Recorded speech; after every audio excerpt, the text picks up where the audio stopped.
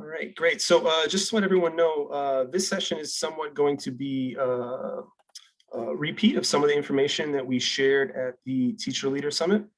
If you went to that Teacher Leader Summit, some of what you hear is going to be very familiar. Feel free to stay, but just warning everybody, this session is very much a repeat of some of the information we gave there. All right, so let's just dive right in. Get ourselves ready. So we have a few goals for this this hour-long webinar here. I'm going to read through them so we're all on the same page. We'd like everyone to walk away kind of understanding the general goals and development of our new 2022 social studies standards. We'd like everyone to be able to articulate the department's vision for what we see as quality social studies instruction. And probably most importantly, we want everyone to be aware of, be able to describe the different supports and materials that we are working on creating in concert with our teacher leader advisors over the next year or so, what we're calling our learning year. And then finally, we have a few slides, though not very in-depth here, about some of the upcoming changes to assessments. And we'll also have some contact information. Any questions we can't answer that Samantha can answer in the chat today, if they're more in depth, we'll give you our contact information. We can circle back and address any concerns you might have.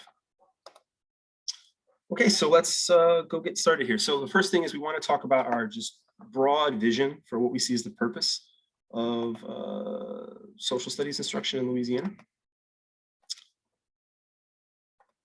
So at the highest level, we really want to graduate students who have both a broad and deep knowledge about the world they live in, who can express reasoned and nuanced arguments, and then those first two things being true, that they're also prepared to participate in civic life. So what that means is for our social studies classes, if the students are going to be able to do those three things, they're going to have to build an incredible amount of knowledge. Right, so this includes many, concrete historical facts, names, dates, places, certain civic principles, right? Both kind of the esoteric, philosophical, Enlightenment stuff that underlies our government, but more practical things about how the three branches of government work together. You're going to have to learn a whole bunch of geography, local, state, national, and world, and many different economic concepts, so that they can assess conflicting interpretations. Right? If we want them to be able to assess these different interpretations, they're going to have a body of knowledge from which to do so with. They're going to have to engage with a lot of different sources. Right? This means authentic and arcane and challenging primary sources, but also really quality and scholarly secondary and tertiary sources. And all the while, we want them to do this, while they're doing this, we want them to develop the different habits of mind that we associate with success in the social sciences. So this is like thinking like a historian, thinking like a geographer, thinking like an economist. So what this means is that the department isn't fundamentally changing its vision for quality social studies instruction. If you've attended any sessions that we've put on in the past 4 or 5 years, this graphic, which represents kind of the ideal instructional process, we are not moving away from this. We are not fundamentally changing. We just think that we have standards now that better support this vision, as opposed to it kind of being grafted onto something that didn't quite fit. Right? And so what this means is that the teacher, sets the context for any learning, but it is the students who should be doing the majority of the thinking, writing, and speaking in class as they engage with a variety of sources. Right? That they are developing claims, and by that we just mean statements and arguments in response to interesting questions. And that ultimately they can express those claims, both in deliberation and debate, but also, in long form writing.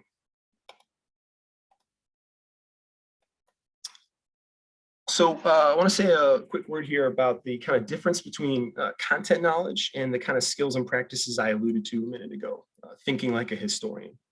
Some of these skills tend to focus on things like corroborating evidence, deciding whether or not a source is reliable, interpreting or creating maps.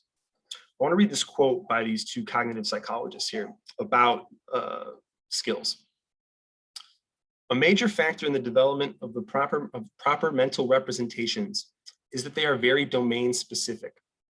That is, they apply only to the skill for which they developed. This explains a key fact about expert performance in general. There is no such thing as developing a general skill. So what we mean by this here, and why I think this is important for our new standards, is we have both of these pieces in the standards. It's very specific expectations for content and expectations for the types of skills we want students to develop. But neither one can really happen in isolation, right? You can't practice your map skills on a map of nowhere, right? Our feeling and our communication going forward is always going to be that both of these things are equally important, and you really can't break them apart. Strong content knowledge is a precondition for the development of the kinds of skills that we want students to have. All right, so I think that brings us to the standards themselves. Let's look at how they're all set up, because there are some pretty large changes from the old 2011 standards. So when we look at the new standards, we kind of see three big shifts from what we had previously in the past. And it's not that some of these things weren't present at all, but they're much more present now. So we're going to go through each shift here. So like I alluded to a moment ago, there are two kinds of standards in the new document, right? And the idea behind this is we wanted to balance this acquisition between these disciplinary skills, which you can see on the left-hand portion of the slide here, and specific concrete content knowledge, right? So these, both of these they're all standards, they're all accessible, they all will be assessed, but there is a marked difference between the two. These skills and practices, if you notice here on the left, don't actually mention specific content, right? They're content agnostic. They refer to a broad skill. The content standards do. They specify very precisely, much more than the 2011 standards, the specific historical, civic, geographic, rather, and economic content we expect students to learn. If you look at them in comparison to the 2011 standards alone, you'll notice that they are much more specific. We'll get into why that decision was made a little later. Just keep that in the back of your mind. The second and maybe most noticeable shift is that we have changed the content sequence that students learn the majority of history in. So what that means is the previous content sequence, we received lots of feedback prior to the revisions to the standards process even kicking off, that the sort of leapfrogging approach we had in history wasn't helping students build knowledge coherently, right? So you go from ending grade 5 in the French and Indian War, you move to grade 6, where you learn 95% of human history before jumping back into American history in grade 7 with the Revolution. Or for example, in 8th grade, you're learning about Louisiana history, Louisiana's role in World War I, World War II, etc. But their US history education has ended in 7th grade at 1877. So now they're projecting forward. So this was a problem many teachers had recognized, had reached out to the department about. When the committees were drafting new standards, this was something at the top of their mind. So they created a new sequence of content. Things still began closest to the student in the most concrete sense, right, in kindergarten with life in my home, school, and local community. But we now more quickly expand out to state and national history in 1st and 2nd grade. And then 4th and 5th grade are a year-long world history sequence. So students have much more time, double the amount of time to spend on what is the majority of human history, before beginning an unbroken sequence of US and Louisiana history that begins in 6th grade and moves through 8th grade. And then we have expanded dates in the high school United States history course. What was 1877 before is now 1776. So again, the whole idea behind this was so that students' schema could build off each other year to year, and that this chronological approach, right, learning about history in the same way you experience time, moving linearly, would help them build their knowledge. Okay, and then the final shift is to, we think these new standards do a better job of integrating historical perspectives from people of all different backgrounds. This is true, I think, both in the some of these language and some of the skills that we've added here around bias. You can see an example here from 6th grade, 6.6D, right? Explain how the availability of sources affects historical interpretations. That's something new. But this is also in the content standards. These are, two more examples that are kind of a drop in the ocean here, but also from 6th grade, right? Explain the experiences and perspectives of all sorts of people from the colonial era. We have analyzed the goals and outcomes of the American Indian movement. I really just ask people to go and read the standards themselves. There's a lot of examples of this. Oh, hey, speaking of reading and interpreting the standards, let's look at them together. We can get a little more specific here. So you can find the new standards in a few different places. Keep in mind, right, for the upcoming school year, the 2011 standards will still be in effect, right? So this upcoming school year, teachers will continue to teach those and be assessed on those standards. So those aren't going anywhere on the K-12 social studies landing page for the moment. But what is new there is there's a new box that says 2022 implementation. You can find the new standards there.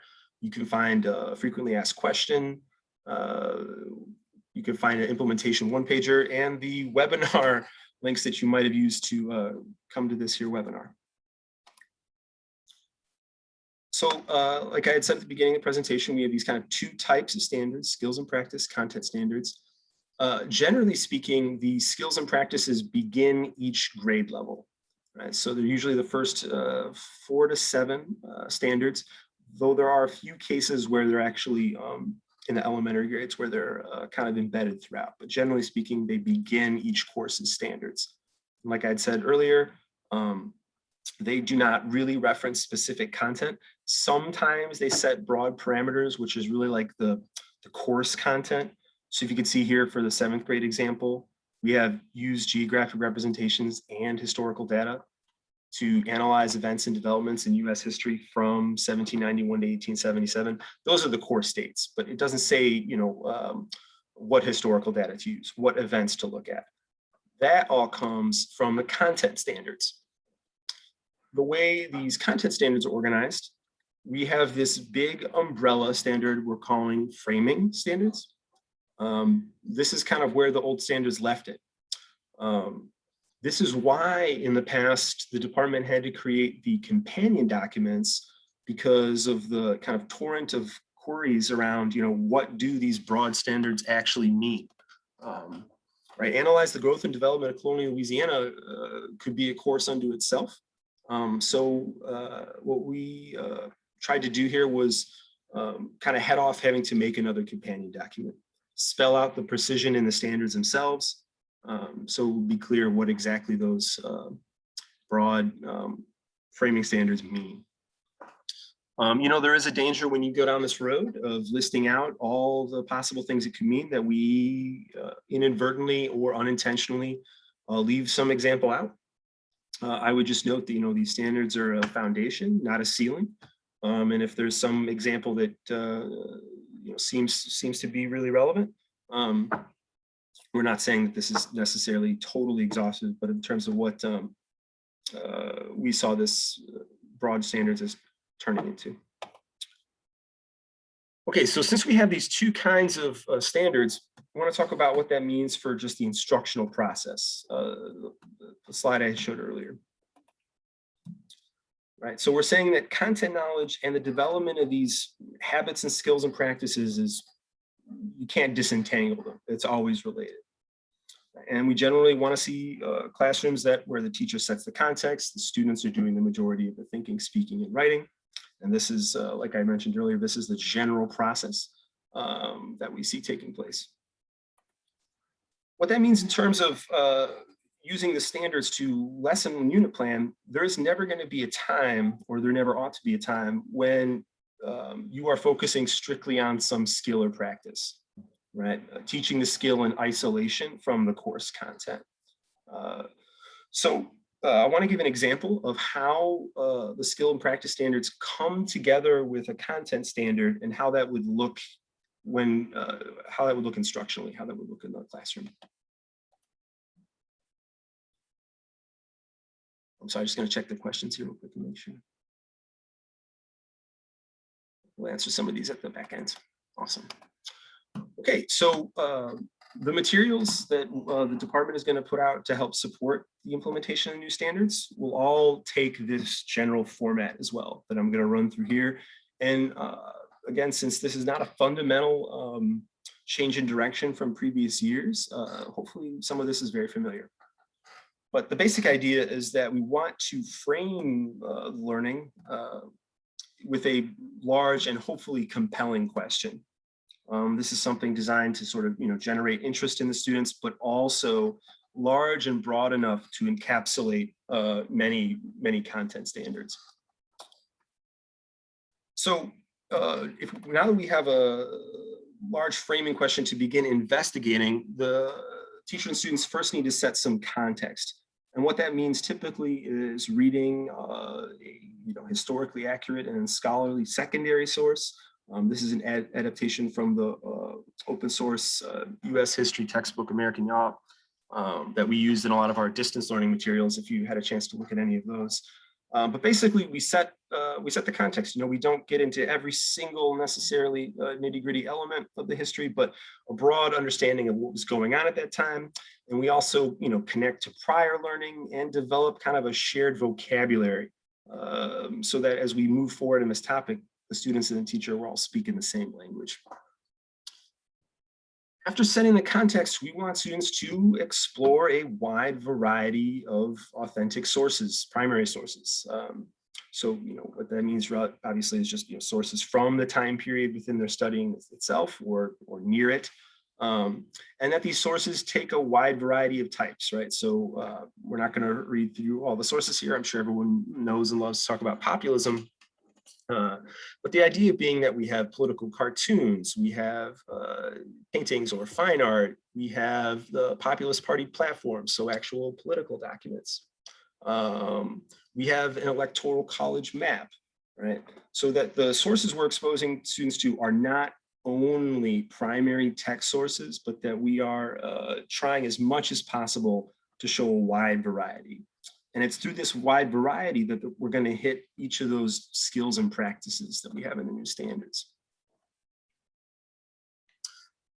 And to wrap up this process, after the students have had a chance to look at a wide variety of sources and test their claims, right? So the first time they're responding to that framing question isn't in a long form essay, but they've had opportunities to try on different claims and hopefully be pushed on the validity of those claims by both their peers and the teacher.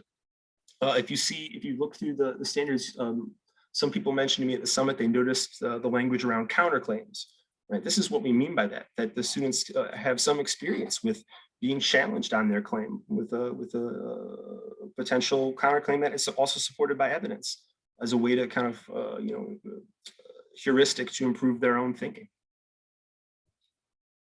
Okay, more concrete stuff here. Implementation and support. What are specific things that we're going to be doing to help roll out these new fantastic standards? So if we look at the next few years, this is the kind of 10,000 foot view timeline here. So like I had mentioned earlier, and I want to say again, and I apologize if anybody was under this misunderstanding, next year will be the final administration of the old standards. There will be LEAP 2025 assessment will still be administered for grades 3 through 8 US history. It's not until 23-24 that we will actually be implementing the new standards. So we do have somewhat of a runway, though I'm sure it's going to go much quicker than everyone thinks. That first year of implementation, we will have a new aligned LEAP assessment, but it will be field testing. What that means is, if you're not familiar, the assessment is assessing itself, right? It's testing its own efficacy and items, not the student performance. In 24-25, in implementation year 2, we will then have an operational LEAP assessment for grades 3-8 and high school civics. More about that in a minute, or a few minutes rather. If we zoom in on the learning year, again, that's what's happening between now and the first year of implementation. We have some plans for resources. We just had our Teacher Leader Summit. Hopefully some people were able to attend. We previewed a lot of this information we're giving out here today. We shared some of our drafts, what are going to be replacements for the scope and sequences. And I'm going to share some slides on that in a second. But yeah, we kind of kicked off our implementation here with the Teacher Leader Summit. You are experiencing one of these professional development webinars right now, but the webinars going forward will be new information. And again, I'm going to get into that in a second, what those will be focused on. Very exciting, in the fall, we are going to start actually reviewing new social studies curricula. This process has been paused for a while, but we are going to open it up again. We have some irons in the fire. We really want to have multiple high quality options available for Louisiana teachers and students, but that process will begin in the fall. By the end of this year, by the very end, we will have our course frameworks released for grades 3 through 8, U.S. history, high school U.S. history, and civics. Those are going to be replaced essentially, and with some big differences we'll look at in a minute, replacements for the scope and sequence documents. We will also be releasing a bank, so-called, of instructional strategy one-pagers. So these will be, we'll look at an example in a minute, but basically just somewhat similar to how English Language Arts does it right now. Different protocols to use in your classroom that are best practice, and some examples and videos of teachers actually doing them. And then finally, in the spring of 2023, we will have the same course frameworks released for kindergarten, first and second grade. Okay, so let's look at more in depth some of those resources I just rattled off there. Okay, so oh, this was actually not on that list, or I skipped it, but crosswalks. So we showed some versions of these, shared them rather, at the Teacher Leader Summit. So these were just a quick comparison of standards that had some overlapping skills and content between the 2011 and the 2022 standards. We will share these more widely by July, and they will also appear on that same box on the social studies page where all of our 2022 Louisiana social studies standards materials are going to live for the time being. For some grades, these are actually pretty helpful. Teachers and administrators and leaders can see really quickly what's stayed the same, what's changed in certain courses. So for example, like kindergarten, there is a lot of similar overlapping content and skills. For other grades, these are not very helpful because the amount of content that's changed is just almost absolute. So for example, fourth grade, you've gone from elementary U.S. history survey to an elementary world history survey. So it's just a totally different, not a lot to crosswalk there. But this is generally what they look like. We had the skills and practices that are in the 2022 standards, opposite the 2011, to what degree they exist. And then content that, like I said, has some overlapping similarities, but are not necessarily equivalent. I would not use these things in any kind of assessment guidance sense. Okay, the next thing, and probably the largest project that we're working on here, is replacing the scope and sequence documents with new documents we're going to call course frameworks. We wanted to do this to help support teachers, so we can take some of the guesswork out of how these standards translate to both unit and topics, and how that might be paced out throughout the year, as well as some potential primary, secondary sources that you could use in the classroom, and suggested pacing. Like I mentioned earlier, we released the first topic within the first unit, so really just a very small sliver at the Teacher Leader Summit. But we are shooting for winter, the end of this year, to have these version 1.0 released. So what do these actually look like? Here is a screenshot of the first page of the 5th grade course framework. So you have a brief blurb, which is actually from the standards itself about what the course is about. And then you have the units and subtopics within each unit, the standards that are aligned to that topic, and then a suggested time in pacing. So this is just the first page. When you click on any one of these topics, it will take you to this page that gives another sort of brief overview of that specific topic, how this relates to prior learning that may have happened in previous grades. So the example here, this is beginning of 5th grade. They're going to start with medieval Europe and Africa. This connects directly to what they learned about Greco-Roman civilization in grade 4. We have the standards, and notice including the skills and practices, which are going to be repeated in every topic here, but we have them actually written out.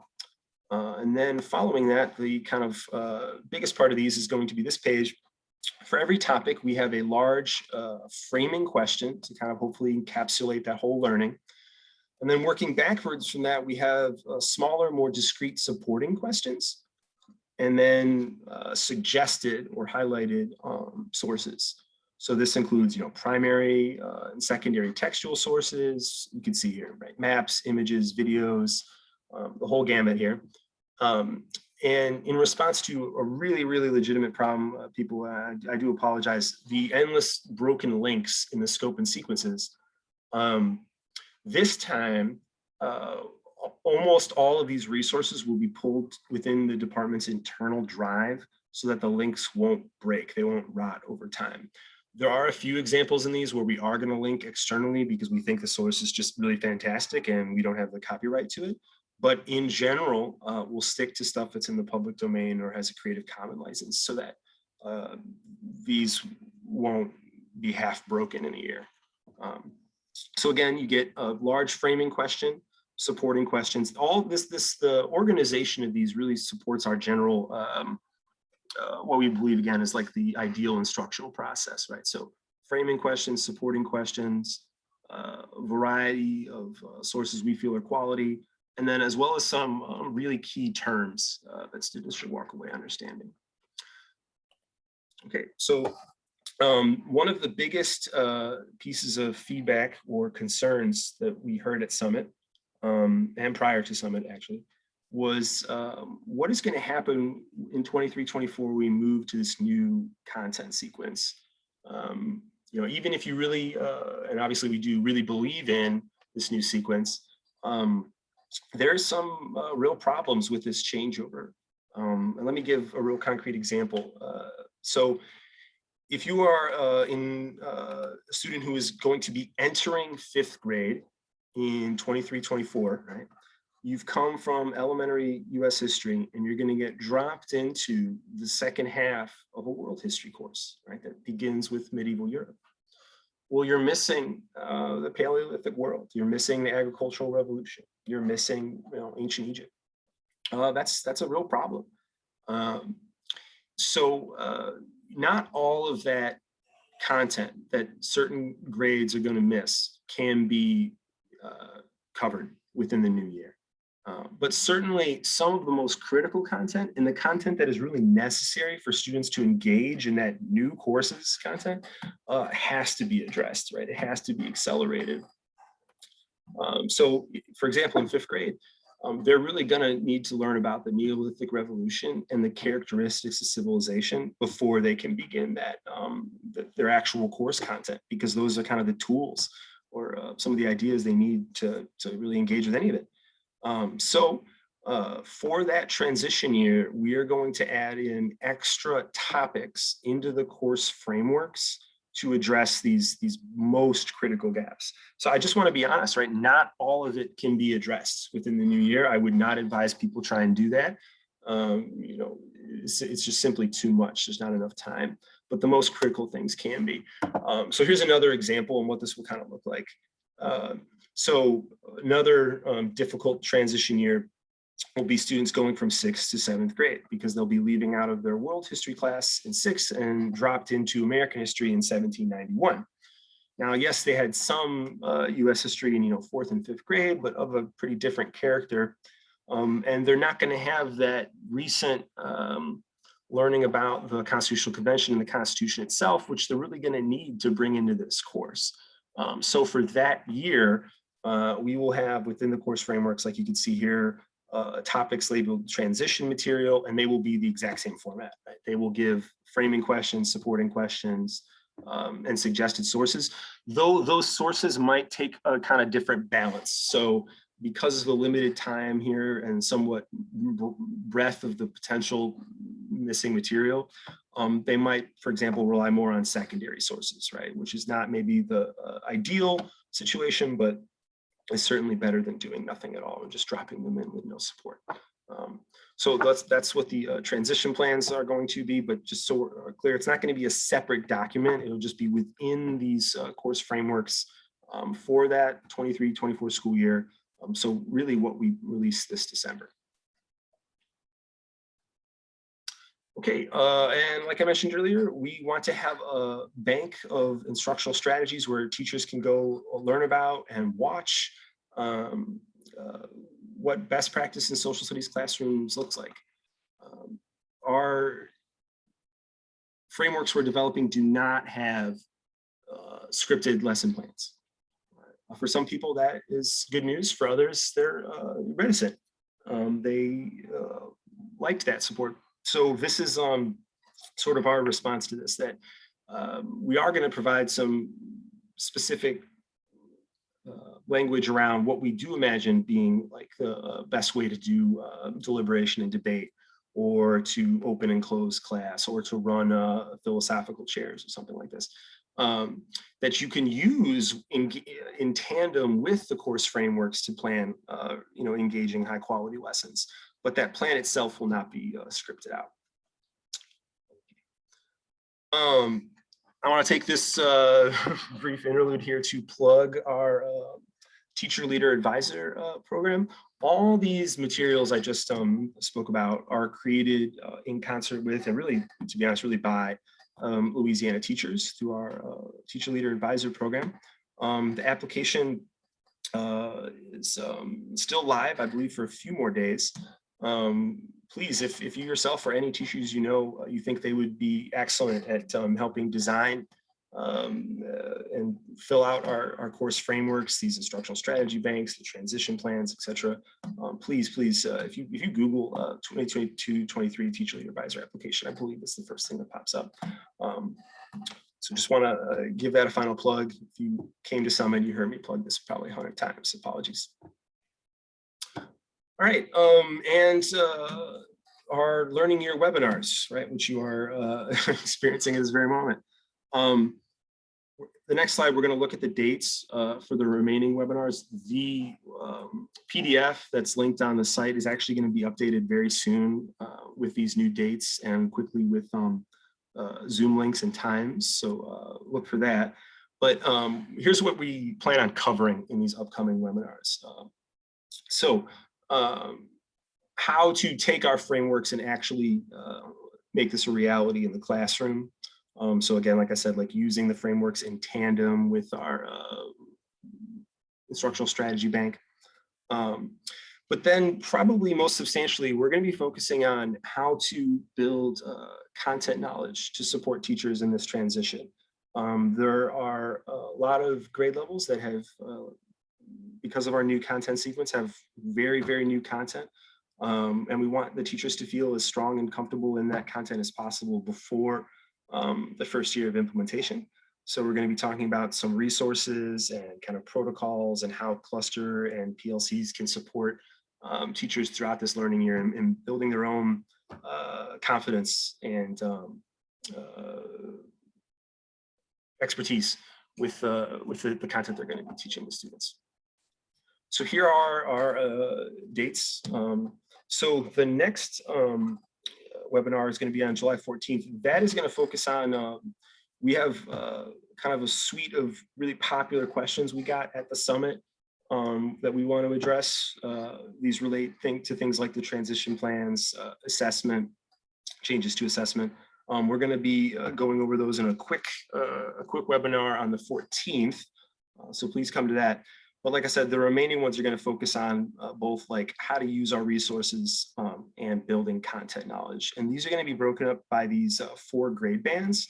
So K3 in mid-October, 4-5 at the end of October, 6-8 in mid-November, high school early December.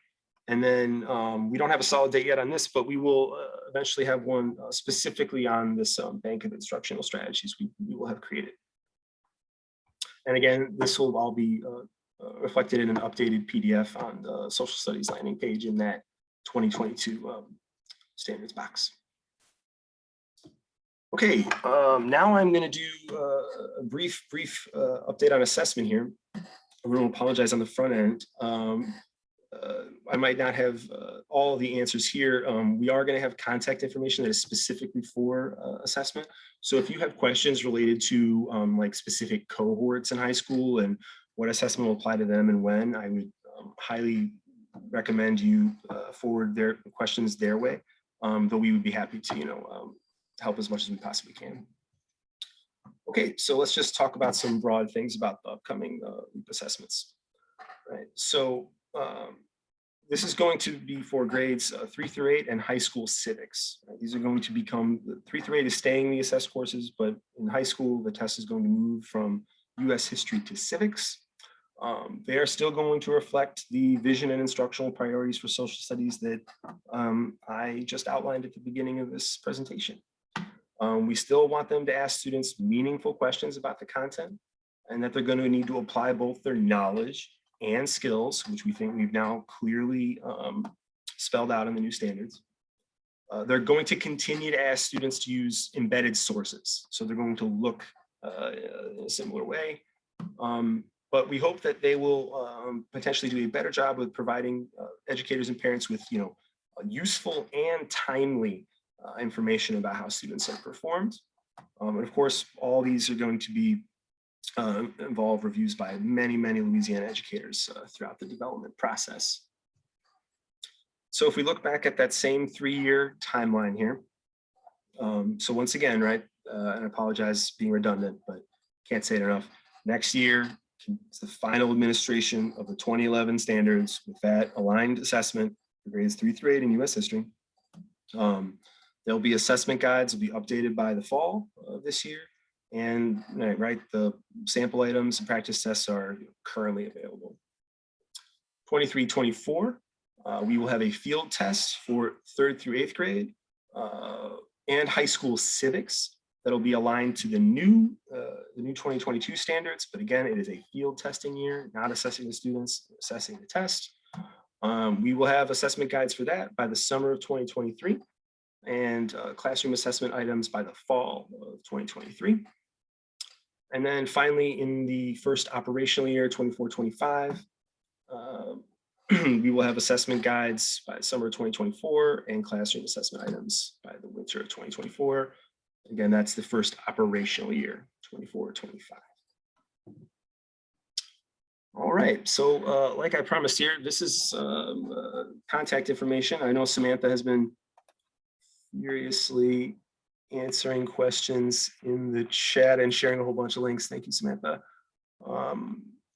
But if we have larger questions that we probably can't answer here, please direct them to Classroom Support Toolbox at la.gov. And then, like I said, if you have specific questions about assessment, particularly if they relate to what cohort is going to be required to take which test, I would please ask you email them.